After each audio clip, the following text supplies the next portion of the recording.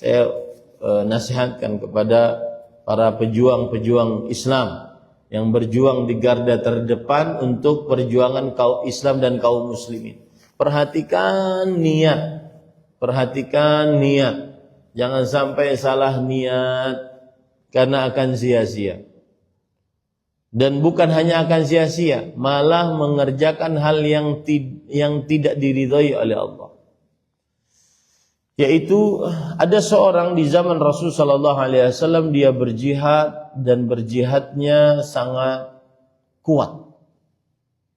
Sampai orang-orang menganggap bahwasanya dia adalah orang yang mendapatkan pahala yang sangat besar. Tetapi Rasul sallallahu alaihi wasallam kemudian mengatakan huwa min ahlin nar. Dia adalah termasuk dari penghuni neraka. Dia adalah termasuk daripada penghuni neraka. Seorang sahabat Nabi, kalau tidak salah namanya Sahal bin Sa'ad As-Sa'idi, mengikuti orang tersebut. Karena yang kami lihat dia semangat berjihad. Kemudian ternyata dia dianggap oleh Rasul sallallahu alaihi wasallam sebagai penghuni neraka. Maka apa yang terjadi pada ikhwan yang dirahmati Allah? Sebagaimana biasanya ketika dia berjihad, dia paling semangat, dia paling pemberani. Tapi kemudian dia terkena sabetan pedang.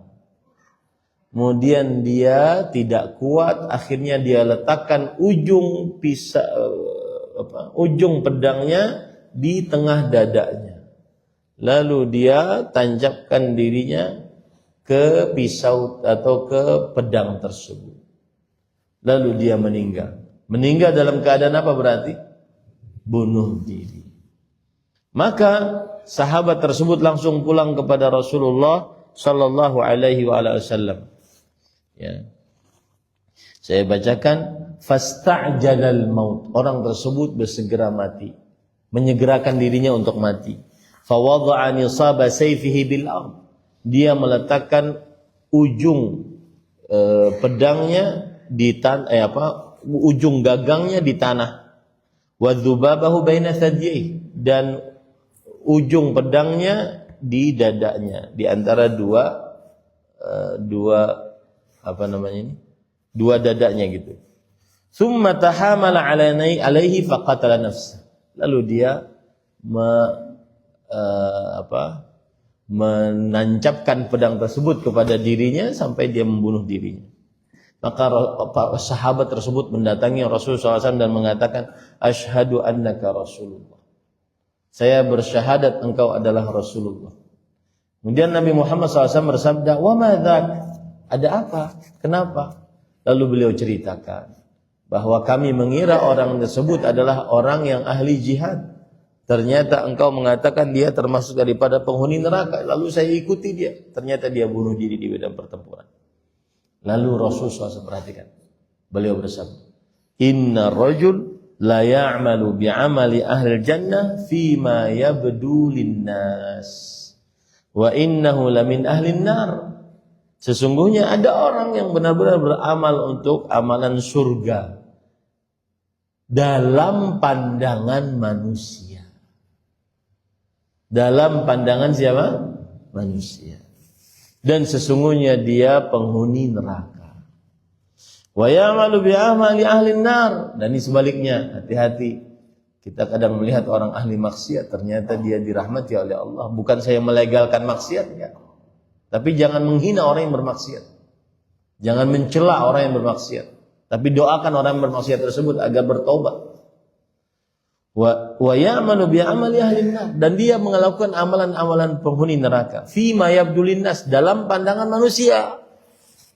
Wa huwa min ahlil jannah, padahal dia termasuk dari penghuni surga. Apa hubungan dengan ikhlas, Ustaz? Lihat, gara-gara tidak ikhlas terputus jihadnya. Gara-gara tidak ikhlas terputus jihadnya. Nah sama tuh pengurus masjid, pengurus yayasan, pengurus pesantren. Kalau tidak ikhlas, ataupun apa saja proyek-proyek dari proyek-proyek keislaman, ya, biasanya orang yang tidak ikhlas sering cabut, keluar masuk. Saya beri contoh misalkan dalam sebuah perkumpulan, maka yang tidak ikhlas biasanya susah untuk tidak dikasih sesuatu. Namanya harus tercatat, dianggap orang yang paling berjasa, paling lama di dalam dakwah. Ini Masjid Darul Falah, saya perintisnya. Saya tim 19. Itu. Enggak. Nah, nanti kalau sudah tidak dianggap bohong, sudah keluar dia. Terputuslah amal soleh. Ini menunjukkan bahwa keikhlasan memperbanyak amal soleh. Tauhid memperbanyak amal saleh. Ya. Maka Bapak Ibu saudara-saudari yang dimuliakan oleh Allah, kadang kalau sudah tidak dianggap, merasa dirinya dihinakan. Tidak ada namanya, tidak diundang rapat dan seterusnya. Ini hati-hati. Perkara ikhlas, perkara yang sangat tipis sekali. Berbagai macam alasan kita cari-cari untuk bisa melegalkan bahwasanya kita ini sedang ikhlas, padahal tidak ikhlas. Dan kuncinya cuma dua. Sebagaimana dikatakan oleh Imam Ibnu Qayyim Al-Jauziyah rahimahullah. La yastami'u al-ikhlas fi qalbi al-'abdi wa mahabbatun nas wa at-tam'i fima 'inda an-nas illa kama yajtami'ul ma'u wan nar. Tidak akan terkumpul keikhlasan di dalam hati seorang hamba dengan dua hal. Hati-hati nih. Yang pertama yaitu suka pujian. Yang kedua suka hadiah. Suka pujian, suka hadiah. Kalau enggak ada pujian enggak bergerak. Kalau enggak ada hadiah, enggak jalan. Ini adalah penyakit keikhlasan. Lalu caranya bagaimana? Disebutkan oleh para ulama rahimahumullah ta'ala. Di antaranya Imam Ibnu Qayyim rahimahullah. Beliau mengatakan, ilmu keyakinan annahu la ya'tika fima fi aidin nas illa biidznin minallah. Kamu harus yakin betul bahwa apa saja yang ada di tangan manusia tidak akan sampai kepada kita kecuali dengan izin Allah Subhanahu wa ta'ala. Dengan begitu dia tidak akan pernah berharap kepada manusia. Tidak akan pernah minta, tidak akan pernah berharap kepada manusia. Dia hanya berharapnya kepada Allah Subhanahu wa ta'ala. Dan ini sering terjadi di hadapan orang-orang yang katanya sudah ngaji tauhid, tetapi kolbunya bersandar kepada makhluk. Kitab tauhid hatam, tapi bersandar kepada makhluk. Saya beri contoh misalnya. Ada orang ditelepon. Siapa? Ditelepon oleh kolega yang dia menganggap kolega ini bisa membantu urusannya. Ini ahli tauhid nih, sudah ngaji tauhid. Kemudian dia mengatakan, siapa? Oh ya, siap.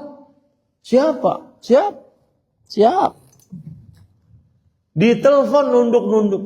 Bagaimana kalau seandainya di hadapan nyata? Orang yang bertauhid tidak akan pernah condong kalbunya kecuali hanya kepada Allah. Saya beri contoh ya. Ini air, secara tabiatnya kalau kita minum hilang haus saya. Tetapi orang yang bertauhid memandangnya tidak seperti itu. Ini air adalah sarana untuk menghilangkan rasa haus. Saya harus bersandar kepada Allah dalam meminum air ini, agar Allah menghilangkan haus saya. Paham bedanya? Saya ulangi. Saya minum ini air karena saya ingin hilang rasa haus.